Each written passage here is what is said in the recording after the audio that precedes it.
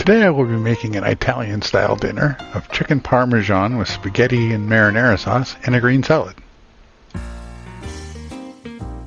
Don't forget to like, subscribe, and click that bell for notification when new videos are posted. Thank you. So today I'm going to start out by brining the chicken, and I'm doing this a few hours ahead of when I would normally start cooking dinner. Now, brining is basically the process of infusing salt into the meat. And I'm going to be doing what's called dry brining. And this is basically where you coat the meat with salt, and then you put it in the refrigerator and let it sit and let the salt will actually go into the meat through osmosis. It gets sucked into the meat, and water will be pulled out, some water. But it won't make it not juicy. So don't worry about that, but it will get salt all the way through the meat. The longer you leave it, the better actually. But an hour or two will work pretty well. So basically I'm just trimming the chicken up here. And then these breasts are so large, they're like 12 ounces a piece. So I'm going to cut them in half through the chicken there. And I'm going to make 2 chicken cutlets out of each breast. Now, if you have the smaller breast, you'll probably need 4. But with these huge ones, you only need 2. Okay. Now I'm going to take and I'm going to pound these with a mallet, and I like to put it inside of a Ziploc bag there. And the idea is to get this down to about probably 3/16 inch, but mainly just to get them all the same thickness, so that they all cook at about the same rate. It does tenderize them a little bit. And if you were using the smaller breasts, you would probably need to do a lot more pounding to get them down flat. Get them down to the same.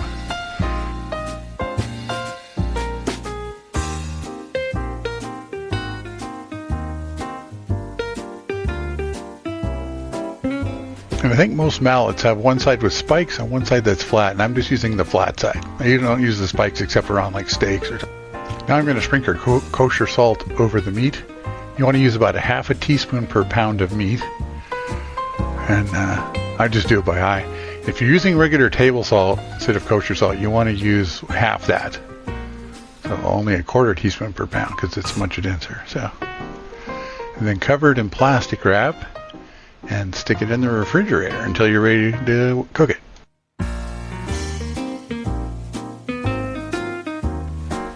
Okay, so it's a few hours later now and ready to start dinner. Before I get started on cutting these though, I remembered a hack of putting a damp paper towel underneath your cutting board to keep it from sliding around. So I thought I'd try that out. And it works well. It's like having it glued to the table. So, great idea. I'm starting on the sauce here. So I'm going to dice up an onion and then a pepper. And this is going to be a pretty chunky sauce. And I'm only doing a half recipe of my normal sauce recipe. And I'm actually making a little bit chunkier than normal too, because I'm not going to put any meat in it. So, because we're having the chicken, we don't need more meat in the sauce.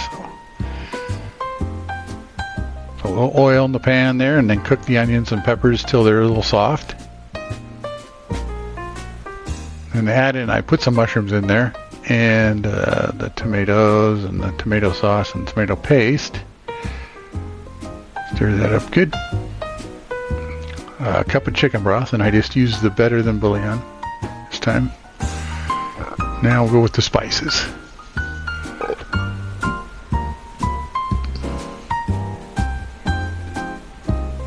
And there was like a tablespoon of garlic, which is about 3 cloves. Okay, so now this just needs to simmer, and I would put a lid on, because this stuff is kind of like the mud pots at Yellowstone. It just blop blop and stuff can plop out on the stove there. Next I'm going to make the green salads. Just chopping up a bunch of veggies here. Those are hearts of romaine.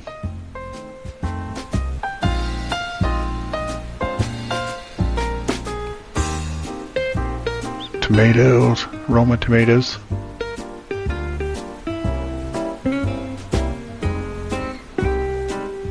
Of course, you can put whatever you want in your salad.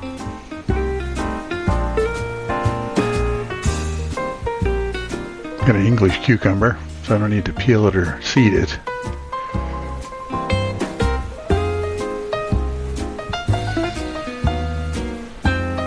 Some Mexican blend cheese, bacon bits, bacon crumbs, and some black olives.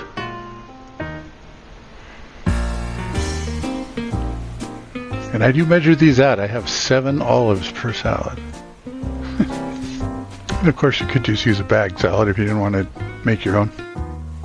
Just check on the sauce, and it's doing nicely, bubbling away. Okay, I'm going to set up my dredging station here. Beat up some eggs there.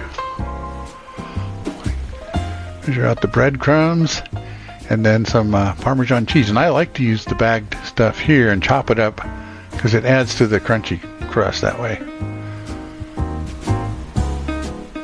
It's kind of hardened right out already.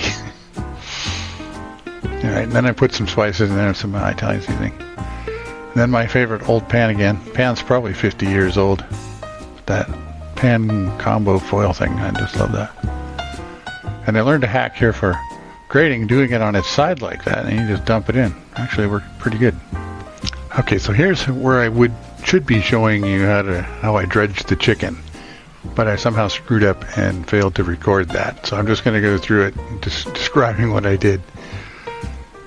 So I take the chicken and dab it with the chicken fillets and dab it with a paper towel to soak up any water. And then I salt and pepper them, and then cover them with a cornstarch and get a good covering on there because you want them dry. Then you dip them in the egg and dip it into the breadcrumb mixture. Get a good coating on there, and then set them on a pan or a plate. And I set those aside, and you want to let them sit for a few minutes so that the coating will stick better.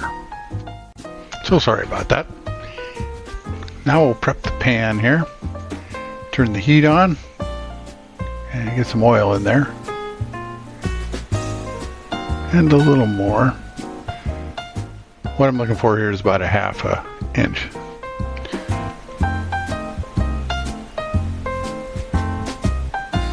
Then I'm going to preheat the oven to 450 degrees. And what we're going to do is after we fry them and get them nice and browned, stick them in the oven to finish cooking and melt the cheese that we're going to put on a little bit later. Okay, so I'm going to carefully place the chicken in there. And interestingly, as soon as I placed it in there, it basically glued itself to the bottom of the pan. So what I'm going to do, I'm just going to let it cook for a while. The worst thing to do would be to try to peel it up right now and rip the breading off the chicken. So we're just going to let it cook for a while longer and get set on there. Now it's loose, so we can pry it up. And then, like I said, we just want to get these browned. We're not worrying about cooking them through or anything at this point. Just get the color you like on there, and then we'll put them on our pan to go in the oven.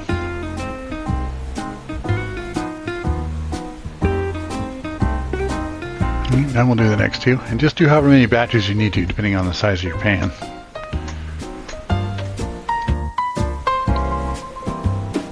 And I'm not sure what happened with the first two, why they stuck down. Maybe the oil wasn't hot enough. But at any rate, these are not sticking at all.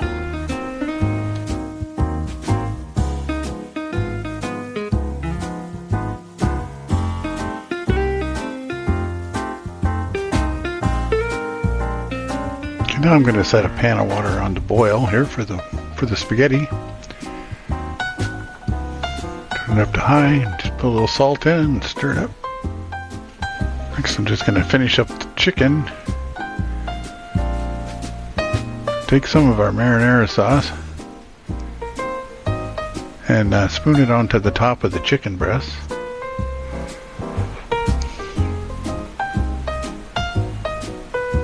It's just a few tablespoons there. I like kind of a lot, and because of this is one reason I like to serve this with spaghetti with marinara sauce, because I already need some, so you only need about ½ cup or so. Next up, we got sliced provolone cheese. Then we're going to sprinkle on some dried basil. Fresh would be better, of course. Followed by Parmesan cheese and mozzarella cheese. And a drizzle of extra virgin olive oil. And into the oven. I'm just going to cook this for 10 minutes and then check on it and see how it's doing. I don't want to overcook this. It is at 450. The water is boiling nicely, and we'll get the pasta in. And I do break it in half because my family likes it that way. And just stir that up a little bit and we'll let her go for about 8 to 10 minutes. Okay, it's been 10 minutes, so let's check on the chicken. Let's get the temperature. It's looking pretty good, but it's not done enough on top. It's not brown enough. I'll put it back in for 5 minutes.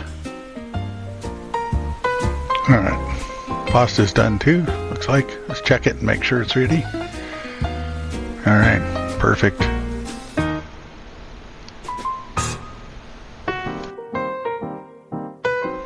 I'll just drain it, put it back in the pan. And then I like to add a little oil here in case I'm using the extra virgin olive oil. You can just use regular wet vegetable oil or canola oil, whatever. Though the noodles don't stick together.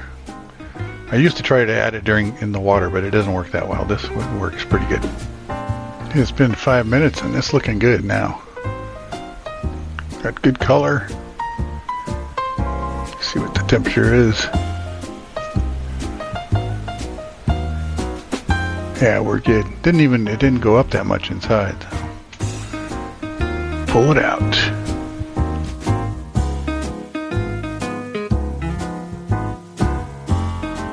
Okay, so here we go, down the mini buffet. Chicken Parmesan, spaghetti noodles, our marinara, nice chunky marinara sauce,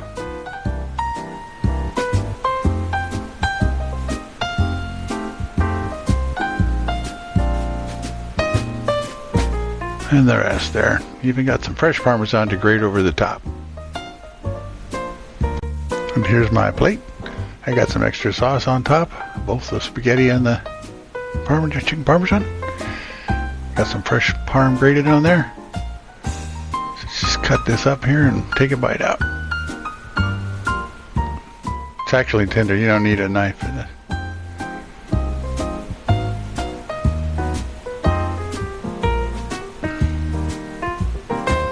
There we go. Tasty. Thanks for watching. Don't forget to like, subscribe, and click that notification bell to be notified when new videos are posted.